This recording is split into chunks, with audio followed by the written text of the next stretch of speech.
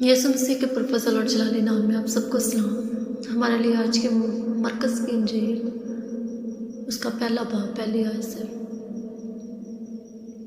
یسوع مسیح ابن خدا کی خوشخبری کا شروع۔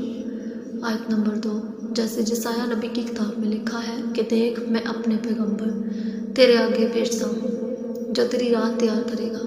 آیت نمبر 3۔ بیابان میں پکارنے والے کی آواز آتی ہے کہ خداوند کی راہ تیار کرو، اس کے راستے سیدھے بناؤ۔ آیت نمبر 4۔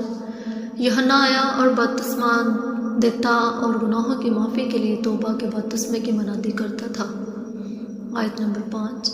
اور یہودیہ کے ملک کے سب لوگ اور یروشلم کے سب رہنے والے نکل کر اس کے پاس گئے اور انہوں نے اپنے گناہوں کا اقرار کر کے دریائے یردن میں اس سے بپتسمہ لیا۔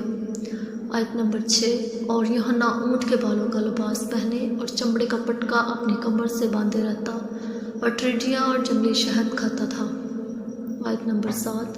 اور منادی کرتا تھا کہ میرے بعد جو شخص آنے والا ہے جو مجھ سے زوراور ہے، میں اس لائق نہیں کہ جھک کر اس کی جوتیوں کا تسمہ کھولوں۔ آیت نمبر 8۔ میں نے تم کو پانی سے بپتسمہ دیا مگر وہ تم کو روح القدس سے بپتسمہ دے گا۔ آیت نمبر 9۔ اور ان دنوں میں ایسا ہوا کہ یسوع نے گلیل کے ناصرت سے آ کر یردن میں یوحنا سے بپتسمہ لیا۔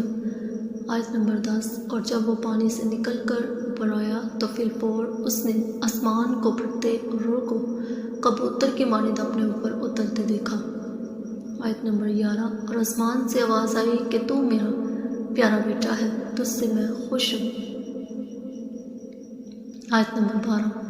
فی الفور روح نے اسے بیابان میں بھیج دیا۔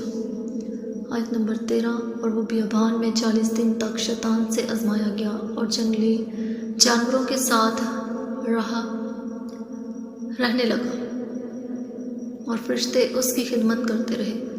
آیت نمبر 14۔ پھر یوحنا کے پکڑوائے جانے کے بعد یسوع نے گلیل میں آ کر خدا کی منادی کی۔ آیت نمبر 15۔ اور کہا کہ وقت پورا ہو گیا ہے، خدا کی بادشاہی نزدیک آ گئی ہے، توبہ کرو اور خوشخبری پر ایمان لو۔ آیت نمبر 16۔ گلیل کی جھیل کے کنارے جاتے ہوئے اس نے شمعون کے بھائی اندریاس کو جھیل میں